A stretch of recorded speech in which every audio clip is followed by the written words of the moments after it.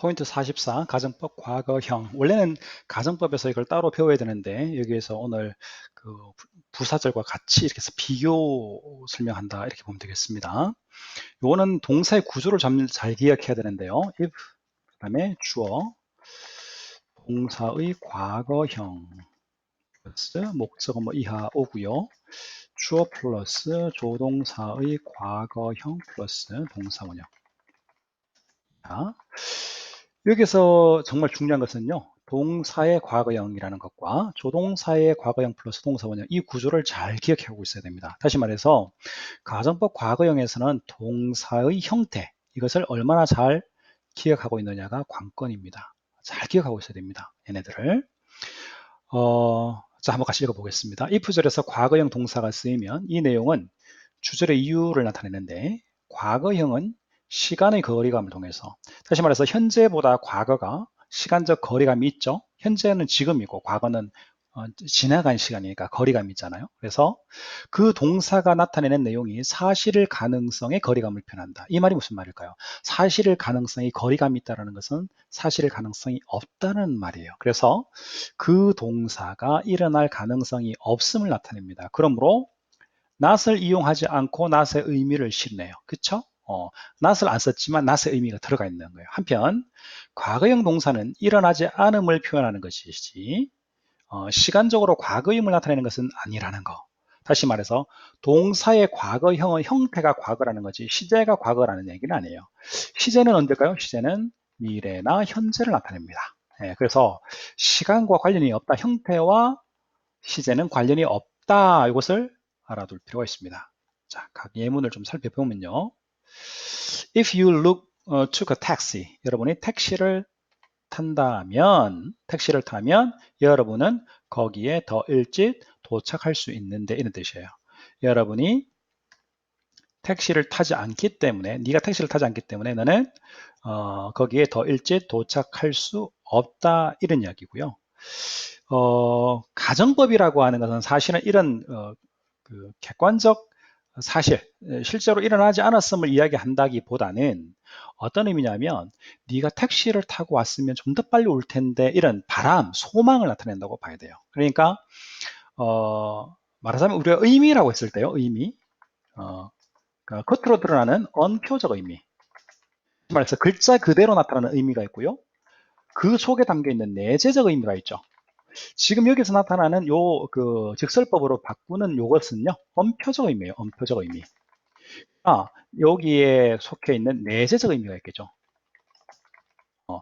그러니까 네가 택시를 안 타고 온다, 뭐 걸어온다거나 버스를 타고 온다고 했는데 네가 택시를 타고 왔으면 좀 더 일찍 도착할 수 있었을 텐데 좀 그래, 난 좀 더 빨리 보고 싶었는데 뭐 이런 거 있잖아요, 그죠? 내재적 의미로는 뭐 아쉬움이라든가 또는 뭐라 그럴까, 또 뭐 있을까요? 어떤 의미가 있을까요? 아쉬움이라든가 서운함 뭐 이런 거요. 좀 빨리 더 빨리 오지 뭐 이런 거요. 어쨌든 이런 뉘앙스가 포함되어 있는 거죠. 더 빨리 보고 싶었다. 더 빨리 왔으면 좋았을 텐데 뭐 이런 의미가 숨어져 있다 이렇게 볼 수 있죠. 맥락에 따라서 이 내재적 의미는 다양할 수 있습니다. 이 문장 한 문장만 가지고는 알 수는 없어요. 맥락을 통해서 이해해야 되겠죠. If I were a bird, I would fly to you. 또는 I could fly to you 이렇게 쓸 건데요. 이것을 예를 들어서 이렇게 우리가 바꿔 쓰죠. 보통 어법 문제, 문법 문제로 나올 때 as I, 자 보세요. 이게 형태는 과거형이지만 뭐라 그랬죠? 시간적으로 과거를 나타내는 것이 아니라고 했어요. 시간적으로는 현재나 미래를 나타낸다고 했어요. 그래서 그 다음에 not을 이용하지 않고 not의 의미를 실한다 그랬죠. 그러니까 현재라고 했으니까 am을 쓸 거고요. I am not a bird 이런 의미예요. 내가 새가 아니기 때문에 I can fly to you 뭐 이런 의미예요. 이런 의미로 쓸 수 있을 것 같아요. 이게 언표적 의미란 말이에요. 언표적 의미. 그런데 이 말을 언제 쓸까요? 언제? 예를 들면 이런 거죠. 자, A인 관계에 있어요. A라는 사람이 이렇게 얘기하겠죠. A. 자기야, 내가 자기를 너무 보고 싶어. 자기야, 너무 보고 싶어. 이런 말을 했다고 쳐봐요. 그랬더니 B라는 사람이, 남자가 이렇게 얘기하는 거예요. 내가 새라면 당장이라도 날아갈 텐데 자, 이렇게 얘기했다고 쳐봐요. 이 말이 이런 의미로 익힐까요? 내가 새가 아니라서 지금 날아갈 수 없어. 이런 의미로 익힐까요? 아니면 내가 너무나 보고 싶어. 이런 의미로 읽힐까요? 이게 언표적 의미라는 얘기고요. 지금 우리 학교 문법에서는 이 문제를 내요. 이 문제 이렇게 바꿔 써야 된다고 내요. 그런데 이것은 어디에서도 설명하지 않고 있다는 거예요. 그런데 내가 보기에는 쌤이 보기에는 이 의미가 더 중요하다는 거죠. 자기야 너무 보고 싶어 이렇게 얘기하면 내가 새라면 당장이라도 날아갈 텐데 이 말의 의미가 나도 네가 너무나 보고 싶어 이런 의미죠. 이런 의미로서 이런 말을 쓰는 거예요. 가정법이라고 하는 것을 subjunctive라고 하는데 sub라고 하는 건 아래라는 뜻이에요. 그 내재적 의미가 뭐냐 그 내재적 의미를 이렇게 표현하는 거예요. 그러니까 직설적으로 나도 네가 보고 싶어 이렇게 표현하지 않고요. 내가 새라면 당장이라도 날아갈 텐데 이렇게 해서 좀 돌려서 말하는 거죠. 이게 가정법이에요. 네. 그래서 이런 의미를 파악하는 것이 아주 중요하다. 이렇게 볼 수 있겠고요. 431번 한번 보죠. If the watch were not expensive. 자, 여기 보면은 과거형 동사가 왔고요. 그 다음에 조동사의 과거형 플러스 동사 원형이 왔죠. 이렇게 하면 가정법이라는 거예요. 그 시계가 비싸지 않다면 비싸다는 얘기죠. 비싸지 않다면 나도 그것을 살 수 있을 텐데 이 말은 어떤 의미일까요? 나도 이 시기가 너무나 갖고 싶다는 거예요. 근데 비싸서 살 수 없다는 거예요. 비싸서 살 수 없는, 뭐랄까, 자괴감, 안타까움 이런 것도 있고요. 사고 싶은, 욕망, 이런 것들도 좀 보여준다고 볼 수 있겠죠. 그러니까 단순히 살 수 없다라는 이야기를 하는 것이 아니라 살 수 없다는 것은 엄표적 의미고요. 그것을 통해서 정말로 말하고자 하는 것은 나도 갖고 싶은데, 나도 이거 사고 싶은데, 이런 욕망을 좀 더 강하게 표현한다 이렇게 볼 수 있겠어요.